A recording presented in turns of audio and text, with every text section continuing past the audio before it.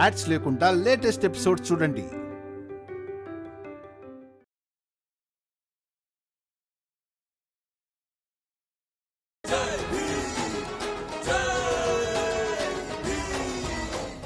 Joke మిరపకాయలు తింటే భీమరావు వస్తాడు. జోకు మిరపకాయలు తింటే భీమరావు వస్తాడు. ఆగండి, అసలు మీరిద్దరు ఏం చేస్తున్నారు?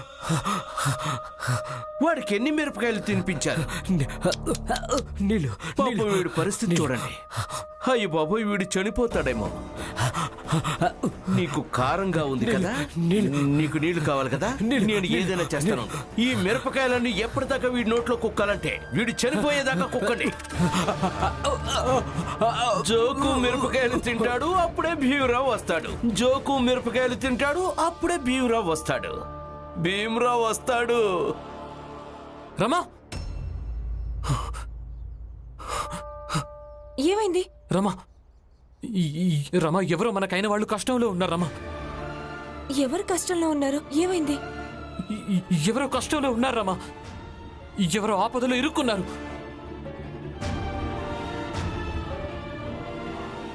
ఏమైందండి? మనోహర్ బాబాయ్, ఆగండి. నందు బాబాయ్ ఎక్కడున్నాడు? నందు పైన ఇంట్లోనే ఉన్నాడు. ఆయన బానే ఉన్నాడా? బానే ఉన్నాడు. బాగున్నాడు కదా? ఏమైంది భీమన్నయ్య? దీపక్, మీ అమ్మ ఎక్కడుంది? అమ్మ పైనుంది. పిన్ని బానే ఉందా? తను బానే ఉంది. ఏమైంది భీమన్నయ్య? జనార్దన్ బాబాయ్, మీరు బానే ఉన్నారా? పూలియా పిన్ని, మీరు బానే ఉన్నారా? నేను బానే ఉన్నాను. నీకేమైంది? జోకు బాబాయ్ ఎక్కడున్నాడు? కూరగాయలు తేవడానికి బయటికి వెళ్ళాడు. అంతా బానే ఉంది. మిగతా వాళ్ళంతా ఎక్కడ? ఏం లేదు రమా. దలియామ్మ, మీరు బానే ఉన్నారా? మీకేం కాలేదుగా? నేను బానే ఉన్నాను. ఇంతకీ ఏమైంది బాబు? హితేష్ బాబాయ్ దుకాణంలో లేడు. హితేష్ బాబాయ్ ఎక్కడున్నాడు? హితేష్? ఎవరైనా చెప్పండి, హితేష్ బాబాయ్ ఎక్కడున్నాడు? హితేష్ అన్న, నేను ఎక్కడున్నాను? మీరు బానే ఉన్నారా బాబాయ్? అవును, నేను పూర్తిగా బానే ఉన్నాను. భీమ్, ఆనంద్ అన్నయ్య, ఏమైంది? మీరు బానే ఉన్నారా? మీ ఆరోగ్యం బానే ఉందా? ఏ భీమ్, నువ్వు అప్పటి నుంచి గుండ్రంగా తిరుగుతూ అందరినీ అడుగుతున్నావు మీరు ఎలా ఉన్నారు, బానే ఉన్నారు కదా, అసలేంటిది? చూడండి హితేష్ బాబాయ్, ముందు మీరు అలా కేకలు వేయకండి. ఏం జరుగుతుందనేది నాకే అర్థం కావటం లేదు. నాకు అప్పటి నుంచి ఏమనిపిస్తోందంటే మనలో ఎవరో ఒకరు ఈ సమయంలో కష్టంగా ఉన్నారు అని. చాలు, ఆపండి. నీకేమైనా అర్థమైందా?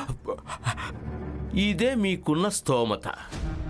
ఇక ఇదే సరైంది మీలాంటి వాళ్ళందరికీ కూడా.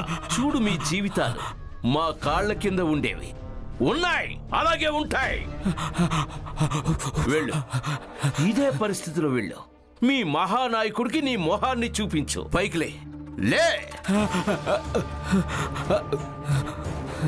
వెళ్ళు.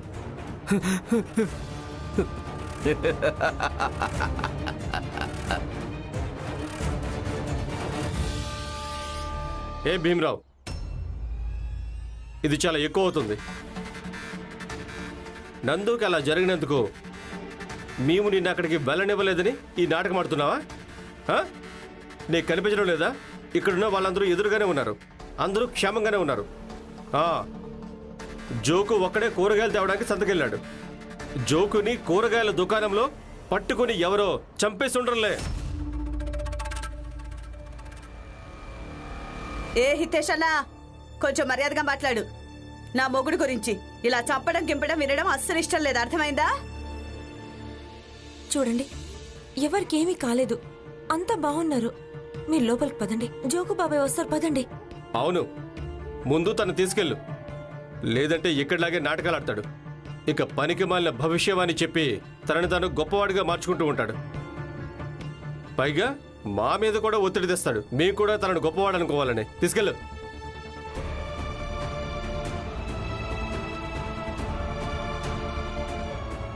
భీమ్, లోపలికెళ్ళు.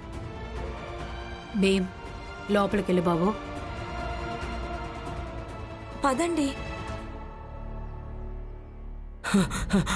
నీళ్ళు నీళ్ళు నీళ్ళు నీళ్ళు.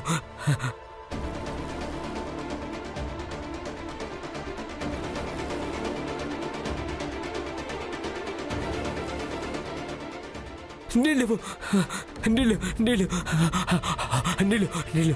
చూసావరమ్మా, నేను చెప్పాను కదా బాబాయ్. బాబాయ్ అసలు మీకేమైంది? ఏమైంది? అయ్యో, అలాగే తెస్తాను.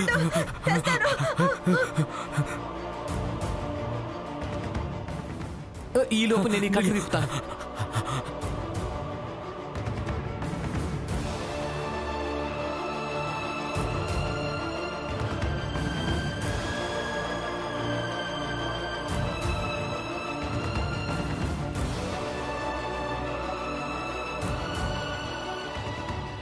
చూడండి బాబాయ్, మీరేం భయపడకండి, మేమంతా మీకు తోడుగా ఉన్నాం. ముందు చెప్పండి, ఇదంతా అసలు ఎవరు చేశారు?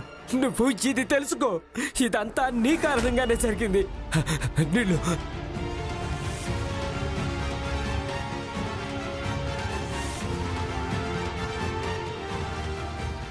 ఏదేదో వాగకండి. నా భర్త ఏం చేశారు? ఏం చేశాడా? హ? నీ భర్త ఏం చేశాడా? అయితే విను.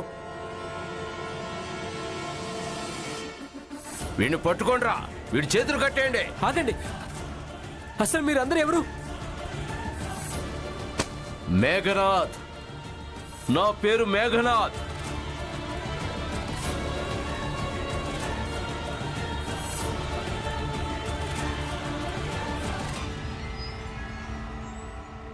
ఆ నందుని అలాంటి స్థితిలో చూసి మీ నాయకుడు నా దగ్గరకు రావాల్సింది కదా, కానీ వాడు రాలేదు. ఇప్పుడు నేను మళ్ళీ సందేశం పంపించక తప్పదు కదా.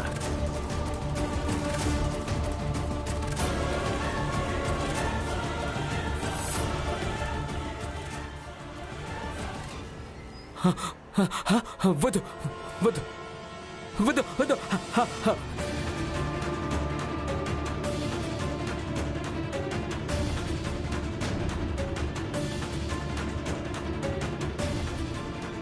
చూడు భీమరావు, ఆ మేఘనాథ్ వెతుకుతున్నాడు నీకోసం.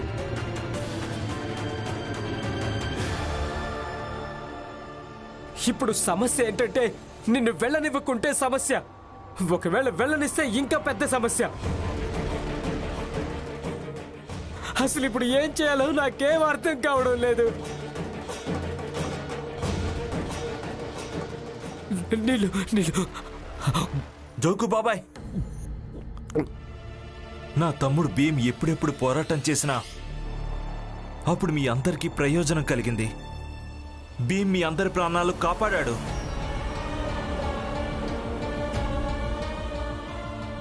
ఇక ఒకవేళ అందరికంటే ముందు వెళ్ళి పోరాడితే తను నాయకుడు అవుతాడు. చూడు జోకు బాబాయ్, అందరూ నాయకుడు కోసమే వెతుకుతారు.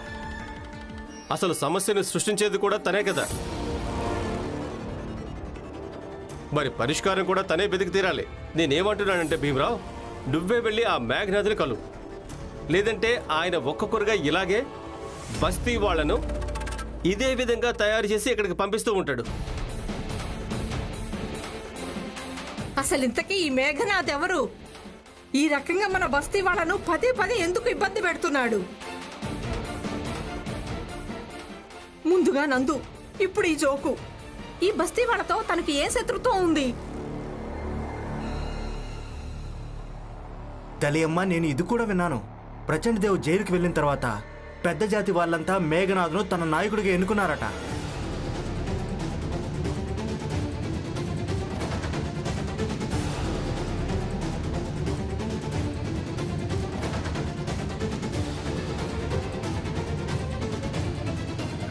జోకు బాబాయ్, చూడండి, మీరేమాత్రం భయపడకండి. నేను మీకేమీ జరగనివ్వను. నేను ఇప్పుడే ఆయన్ని కలుస్తాను. మీరు కేవలం ఆ మేఘనాథ్ గారు ఎక్కడ ఉంటారో అది చెప్పండి. అది ఆ మేఘనాథ్ కూరగాయల దుకాణం దగ్గర ఉన్నాడు. మనం కూరగాయలు కొనే చోట. నేను ఇప్పుడే కలిసి వస్తాను. ఆగండి. లేదు రమా, మీరు అందరు ఇక్కడే ఉండండి. వాళ్ళు మిమ్మల్ని ఏదైనా చేశారంటే నేనేం చేయాలి? ఏమైనా చేయనివ్వండి, మేం భరిస్తాం, కానీ కలిసే వెళ్దాం. రమా, నేను చెప్పింది కొంచెం అర్థం చేసుకో. మీరందరూ నా వెంట రావడానికి వీల్లేదు. ఆయన కేవలం నన్నే కలవాలనుకుంటున్నాడు. నేను ఒక్కరిని వెళ్ళి చూసుకుంటాను. ఒకవేళ నా మాట మీద మీకు కొంచెమైనా గౌరవం ఉంటే నువ్వు ఇక్కడే ఉండు. అలాగే మిగతా వాళ్ళను కూడా ఇక్కడే ఉండమని చెప్పు.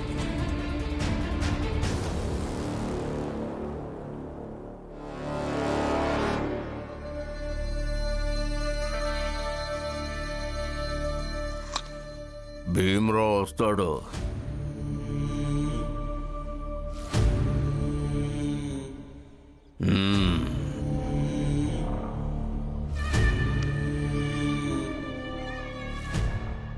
భీమరావు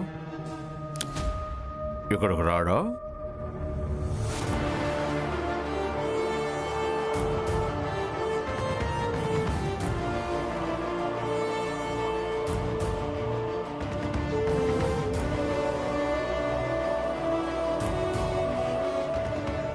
బాబాయ్, మా బస్తీలోని జోకు బాబాయ్ కూరగాయలు ఇక్కడే కొన్నాడు కదా, ఆ మేఘనాథ్ గారు ఎక్కడ దొరుకుతారు? చూడు భీమరావు, పిచ్చి పనులు ఎందుకు చేస్తున్నావు? మేఘనాథ్ ఎలాంటి వ్యక్తి అంటే తను ఏమైనా చేయగలడు. ఇక ఏ వ్యక్తి ఏమైనా చేయగలడో తనకు దూరంగా ఉండడం మంచిది. వెళ్ళు, ఇంటికెళ్ళు. లేదు, ఆయన్ని కలవాలి, అలాగే నేను ఆయన్ని కలుస్తాను. మేఘనాథ్ గారు ఎక్కడ దొరుకుతారో చెప్పగలరా? ఇందాక కాసేపటి క్రితం ఇక్కడే ఉన్నాడు. ఇప్పుడు ఎక్కడికి వెళ్ళాడో నాకు తెలీదు. దగ్గరలోనే ఇక్కడ ఉండొచ్చు, ఎందుకంటే ఆయన నా కోసం ఎదురు చూస్తూ ఉంటాడు.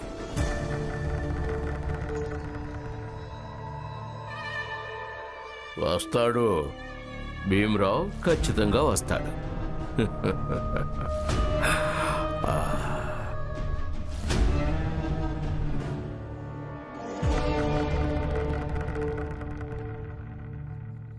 ఆనంద్ బావ నాకు ముందే చెప్పారు ఈయన ఇలాగే చేస్తారు. కానీ ఎప్పుడు చెప్తుంటారు కదా రమా, జీవితం అంతా నాకు తోడుగా ఉండని. కానీ ఇప్పుడు తన వెంట రావద్దని ఎలా కోపంగా చెప్పెళ్లారు. తను ఒక్కరే వెళ్తారంట. రమా, భీమ్ చిన్నప్పటి నుంచి అంతే. నేను తన భార్యను కదా, అన్నీ తెలిసింది కూడా ఇక్కడ ఇలా నిలబడి ఉండలేనుగా. మేమెలా ఉన్నామో నువ్వు కూడా అలాగే ఉండు. మాకు చిన్నప్పటి నుంచి అలవాటైపోయింది భీమ్ను ఆపదల మధ్య చూడ్డం. మొన్న నందు విషయంలో ఏం జరిగిందో అప్పుడు నేను వాడిని ఆపాను. కానీ ఈసారి కూడా వెళ్ళకుంటే ఇలాంటి సంఘటన ఇంకొకరికి కూడా జరుగుతుంది. ఇక ఇది కూడా నిజమే. ఇప్పుడు భీమ్ నేను ఆపడం వల్ల ఆగిపోలేడు.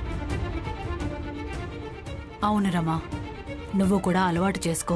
నీ భర్త ఎప్పుడూ ఇంతే. వాడు తన కుటుంబం కోసం, తనకైన వాళ్ల కోసం ఏదైనా చేయగలడు.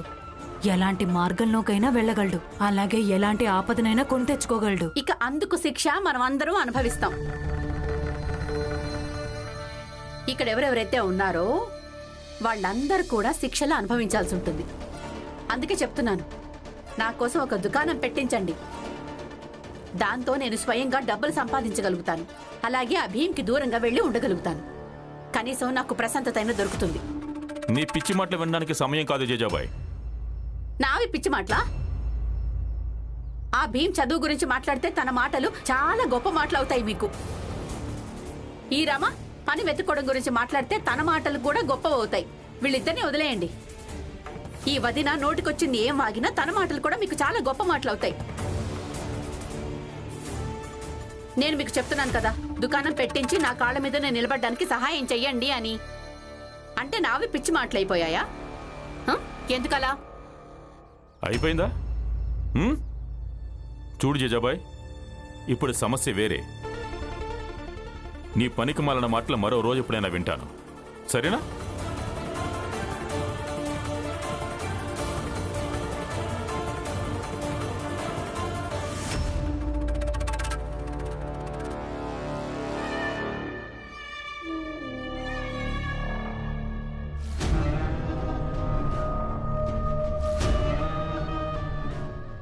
రా భీమరావ్, రా. నీకు స్వాగతం.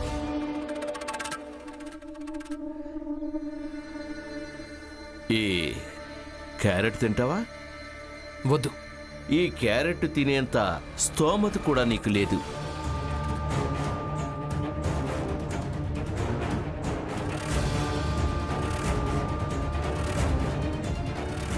మీరు నందు బాబాయ్ ఇంకా జోకు బాబాయ్ విషయంలో ఎందుకు అలా చేశారు?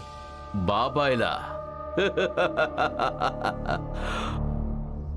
బాబాయ్ కాదు భీమరావ్, పురుగులను. పురుగు. ఇక పురుగులు పుట్టేది నలిపేయడం కోసమే కదా. నేను అదే చేశాను. ఇది నా ప్రతీకారం. ప్రారంభంలో 2 సంఘటనలు అంతే భీమరావ్. ఏ విషయంలో ప్రతీకారం? ప్రచండ దేవ్ తన అపరాధాల కారణంగానే జైలుకు వెళ్ళాడు. అందులో మా హస్తమేమీ లేదు. చట్టం కేవలం తన పని చేసిందంతే. అబద్ధం. ప్రచండ దేవ్ మీ బస్తీ ముందు నుంచి తీసుకెళ్తున్నప్పుడు మీరందరూ కలిసి నేల మీద అడ్డంగా ఎందుకు పడుకోలేదు? ఇలా చేతులు జోడించి పోలీసులకు ఎందుకు చెప్పలేదు? మాకున్న పెద్ద దిక్కు ప్రచండదేవ్ గారిని వదిలేయండి. మీరు బట్టలు లేకుండా నిలబడి చట్టం ముందు గొగ్గోలు పెట్టుండాల్సింది. కావాలంటే మా చర్మం ఒలుచుకోండి, కానీ మాకున్న పెద్ద దిక్కు ప్రచండదేవ్ లాంటి గొప్ప వ్యక్తిని వదిలేయండి ఎందుకనలేదు మీరు? ప్రచండదేవ్ గొప్ప వ్యక్తి కాదు, తను కేవలం ఒక అపరాధి మాత్రమే. ఇలా ఎవరో వచ్చి పెద్ద దిక్కునని చెప్పుకుంటే మేమది సహించలేం, మేమది అంగీకరించలేం. నీకు పెద్ద దిక్కుగా చేసుకోక తప్పదు భీమరావు. మా పెద్ద జాతి వాళ్లను నీకు పెద్ద దిక్కుగా చేసుకోక తప్పదు కదా. నేను చేసుకోను, ఏది ఏమైనా సరే.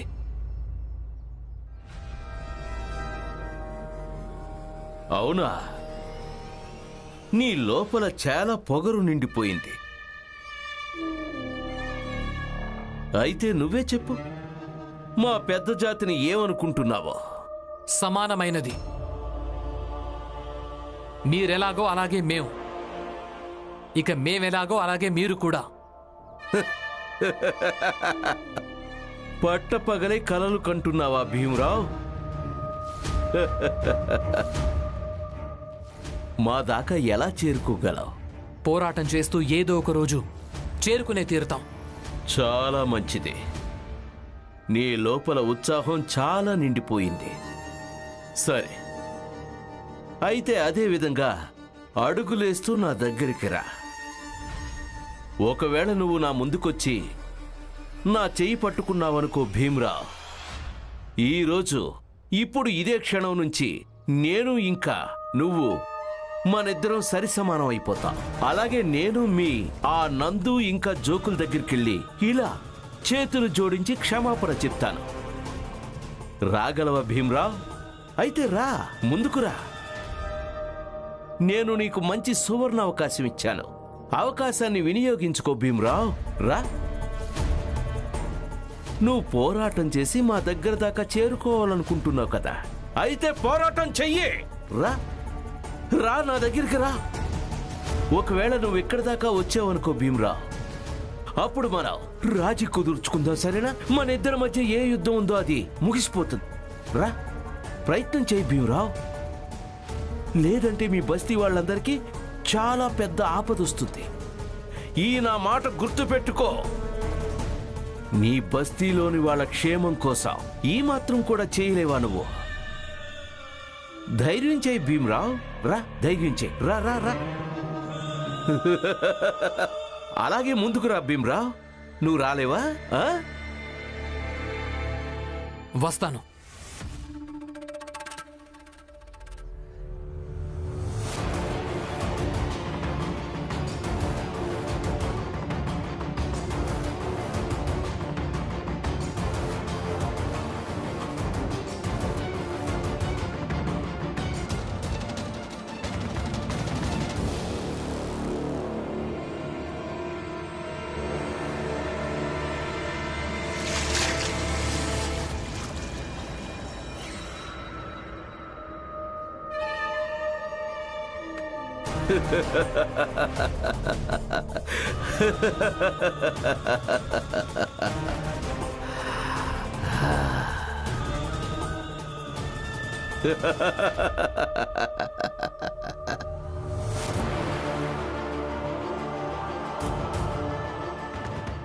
చూడు భీమరావు, ఇది నీ వల్ల అయ్యే పని కాదు. ఇది మా పెద్ద జాతి వాళ్ళ పిడికిలి.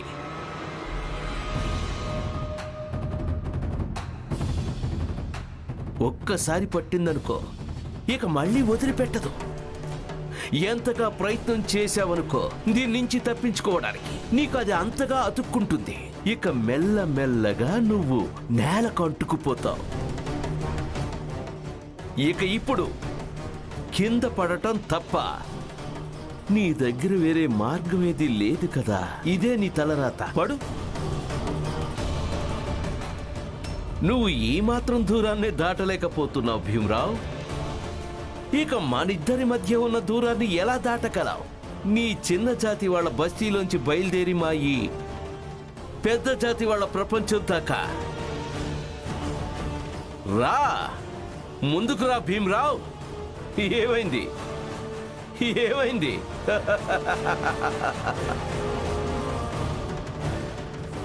అదిగో పడిపోయాడు.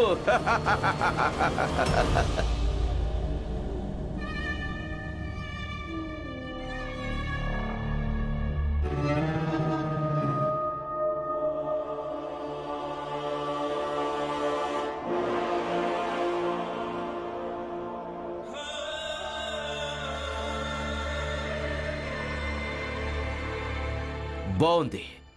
ఇద్దరు కలిసి పడిపోయారంటే ఇక మళ్ళీ ఎప్పుడు కలిసి నిలబడాలని కూడా ఆలోచించుకోలేరు. మీరిద్దరూ ఇలాంటి కలలేవి కనలేరు. మీరు పైకి ఎదగాలనుకునేవి ఇద్దరూ కలిసే పడండి. దాంతో జీవితంలో ఇంకెప్పుడు మళ్ళీ నిలబడలేరు. వెళదాం పదండే. మేము నేల మీద పడిపోం.